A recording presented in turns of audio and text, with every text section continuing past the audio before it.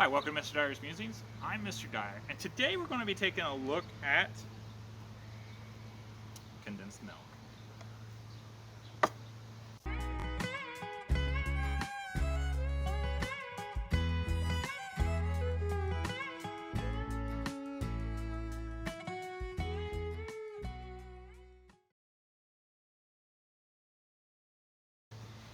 As always, I like to thank you, my subscribers, and my viewers. Thank you so much for taking the time out of your day to check this out. I hope it's useful to you.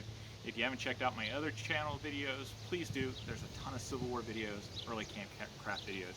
And on this channel, we take a look at artifacts, and we discuss the history of them. If they're in good enough shape, we try to use them and demonstrate how they were used. Today, we're not really talking so much about like a historical artifact, and we're certainly not going to talk about an original can, but we are going to talk about sweetened condensed milk.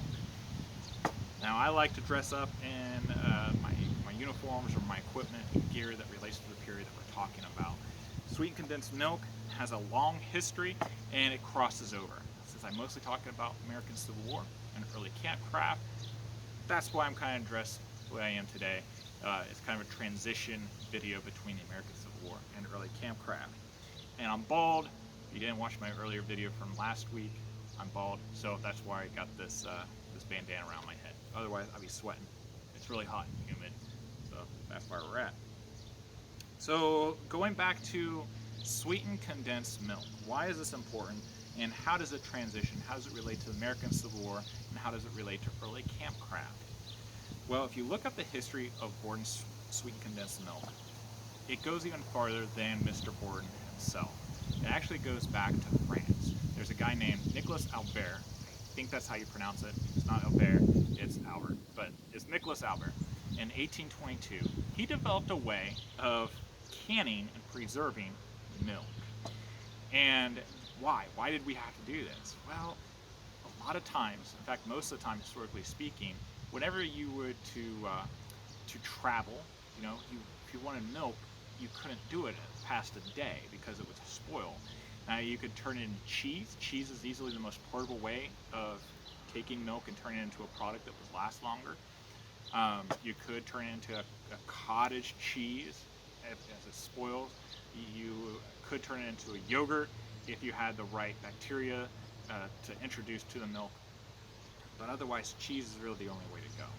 And as militaries went around, finding some way to preserve milk for a longer period of time was certainly a priority in the 1820s. So here in the United States, it really didn't come about until Gail Borden, not Gordon, Gail Borden came up with a way to preserve sweetened condensed milk here in the United States using our manufacturing and our way. And the way that you do it is you take your milk and you need to cook it over a slow, long period of time to try to get all the moisture, all the water out of it. And you need to do that without scorching it. Now, boiling milk, if you've ever done it, it's really easy to boil it, but it's most likely you want to scorch it, and it's going to create a not appealing or pleasing taste.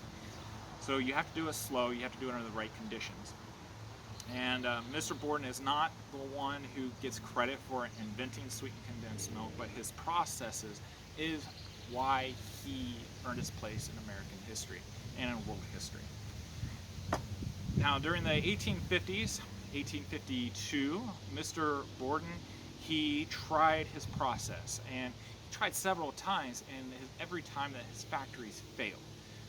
It wasn't until 1858 that he finally got a partnership in New York City, and they created a new factory, and he was successful in canning sweetened condensed milk. And what he did is he added sugar to it, and the sugar is going to help it preserve for a little bit longer. Our canning processes were finally coming to a state that it was less expensive. 73 cents a can during the American Civil War. When you think about, you're getting paid $13 a month on a soldier's salary. 78 cents is still pretty expensive, so it's definitely going to be a treat. And you're not going to guzzle this like a glass of milk. You're going to add it to things. You're going to add it to your coffee. You're going to add it to make desserts and things like that. So sweetened condensed milk exploded during the American Civil War. In fact, right after the Civil War started, there was 500 pounds of sweetened condensed milk that was contracted by Mr. Borden. And throughout the war, it just it grew bigger and bigger and bigger. So the American Civil War helped Mr. Borden establish him as a household name, if you will. And if you notice behind me, I have a series of books, and it talks about sweetened condensed milk. That's what all of these books have in common. And if that doesn't tell you something, then I don't know what will. We're going to start with Hardtack and Coffee. And Hardtack and Coffee, written by John Billings, he gives some pretty clear-cut examples of sweetened condensed milk. Okay, on page, at least on this type of book, you would have 118. Then they worked into milk toast made of condensed milk at 75 cents a can, but only a recruit with a big bounty or an old vet, the child of wealthy parents, or a re-enlisted man did much in that way. A few who succeeded by hook or by crook in saving up a portion of their sugar ration spread it upon the hardtack. So he's talking about using sweetened condensed milk to spread it on the hardtack. Now in this he says 75 cents. In the later accounts it talks about being 78 cents, so the price went up a little bit. So anyhow, we're right around 70 cents. And later on in the book he talks about getting milk and how to transport it, the milk ration. Let's see.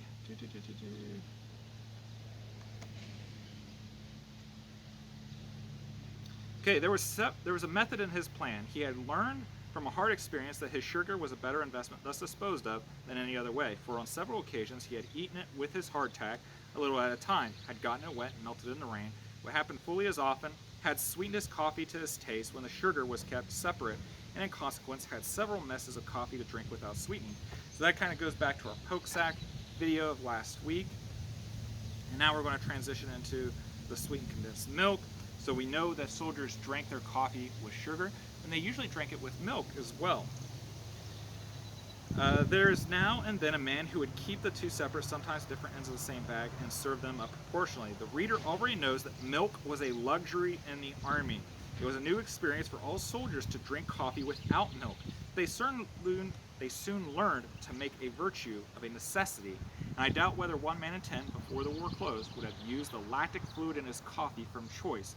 Condensed milk of 2 brands, the Lewis and Borden, was to be had at the sutlers when sutlers were handy, and occasionally milk was brought in from the udders of stray cows, the men milking them into their canteens, but this was early in the war.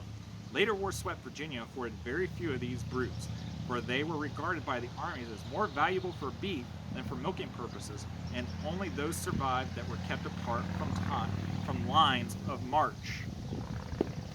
So Mr. Billings talks about sweetened condensed milk being kind of a luxury, especially for your regular soldier. Now we're going to talk about, I kind of focus on the medical side of the hobby. What we have here is we have the memoirs of John Brenton, who served on the staff of General Grant. We have here A Surgeon's Civil War by Dr. Daniel Holt. And we also have my favorite memoir, especially of an officer or a medical a surgeon practicing medicine in a black regiment. All 3 of these gentlemen discuss in their memoirs at one point or another the use of sweetened condensed milk. Now, Mr. Brenton and Dr. Wilder, I think, were particularly attached to it because they talk about it several times. Especially Dr. Brenton, when he's out west, he talks about it a lot and how that's kind of his usual way of eating his hardtack. And Dr. Wilder also talks about it, getting it from the sutler and messing with the other officers and enjoying it. So what we have here is we have the can of Borden's Eagle brand sweetened condensed milk. Now, as a living historian, this is not historically the right can, but it is the right content. Now, Campcraft Early in the 20th century, when Kephart wrote his book, he also talks about taking sweetened condensed milk. There's a lot of calories in this. In fact, if we go just by this can, per serving, you have 130 calories. And you have 10 servings per container, so that's a lot of calories if you're really trying to exert yourself, you're using a lot of your energy. Sweetened condensed milk is jam-packed with those calories that can help you continue. And sugar is something that Kephart talks about being more valuable in a camp setting than anything else, because it does give you that immediate sense of energy. Maybe he's just had a sweet tooth, but sugar is well known to give you energy, and it is high in calories. Now I have in front of me here my coffee, and my goal was to see by the end of this video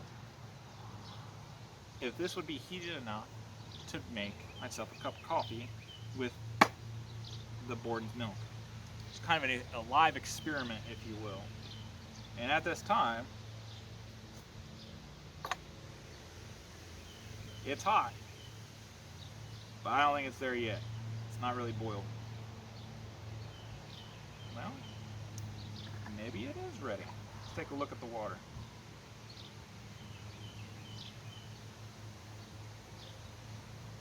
I don't know. I think it's ready, actually. Kind of surprising. So there's a lot of different ways of making coffee, and this is certainly not a coffee video. But you got to make it to taste.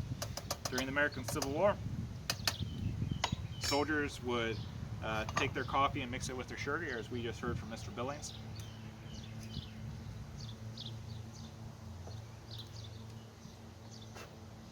And there's a couple tricks to help put the grounds down. If you don't like grounds in your coffee, it really doesn't bother me. But if you're opposed to it, you can always take some water, use cold water, and you pour that just on the top of your cup. That'll help them sink. They talk about using an eggshell. I got a buddy who I reenact with a lot, and he never used to drink coffee, then became obsessed with it. He takes a sock, you know, a clean sock if you will, and he puts his coffee grounds in it, and that's what he puts in the pot, and that's what he uses to make his coffee. So I think we're going to try it. I'm going to open up this can of sweetened condensed milk, and if you've never drank your coffee with sweetened condensed milk, it's life-changing. I would strongly suggest it. It really is good.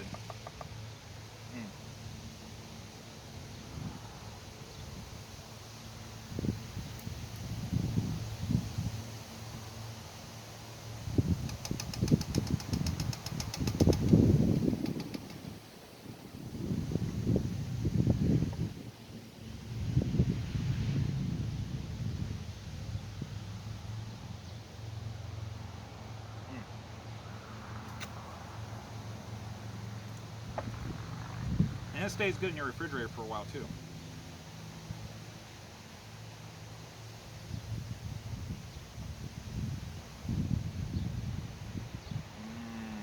Getting that good color.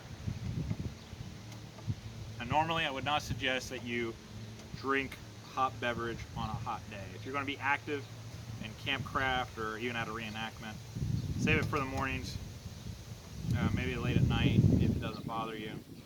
But you really should be focusing on your core temperatures, and if it's hot outside, then you really should be drinking things that are room temperature.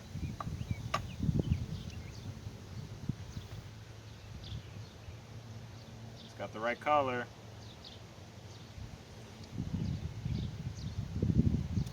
It's a good cup of coffee.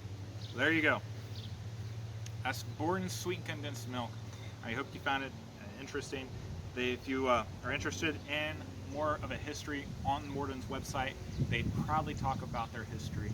It's a really neat company, historically speaking. It's a great addition to your early campcraft kit, American Civil War kit. Throw a can in there. And if you're an officer, if you do an officer's presentation, you really should try to mess with other officers and enjoy meals together instead of being separate. And one way to do that is to get some soft bread or even hardtack.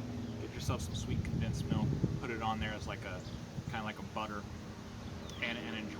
You know, getting that type of connection to our history wakes you up a little bit, gives you some appreciation for those who've come before, and you might find something that you didn't know that you enjoy, like having sweetened condensed milk in your coffee. It's awesome. It's a great treat. I strongly suggest you do it. Please click like if you like the video. Please click subscribe. Make sure you put the bell button. That way you know of what our future videos is coming out. Share it with others. Give a kiss and hug to your loved ones. Take care.